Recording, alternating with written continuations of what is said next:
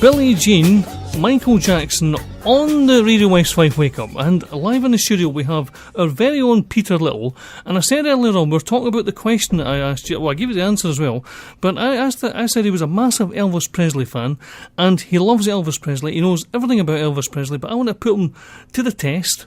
So we're going to do it live here on Radio West 5. Peter Little, our own statistician, is going to be tested by the Radio West 5 Wake Up. And I've got a question for Peter. Peter, can you tell us the trucking company that Elvis Presley worked as a young man was owned by whom? A famous singer. I'm not sure who owned it, but it was Crown Electronics or something, but I can't remember who owned it. That's something that I don't know. I'm going to have to look that up now unless you tell me the answer. Well, are we in agreement, listeners, that Peter Little, our own statistician, our own knowledge has I've been flummoxed. He's been flummoxed live on air on Radio West 5, and I've managed to shame him into submission about something that he doesn't know about Elvis. I'll repeat the question for you. Just listen carefully.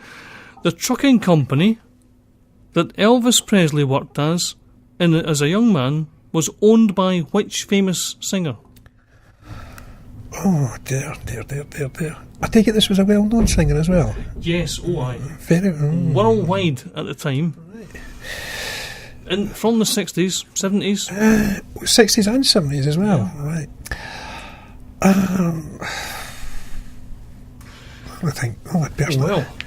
I've really no idea.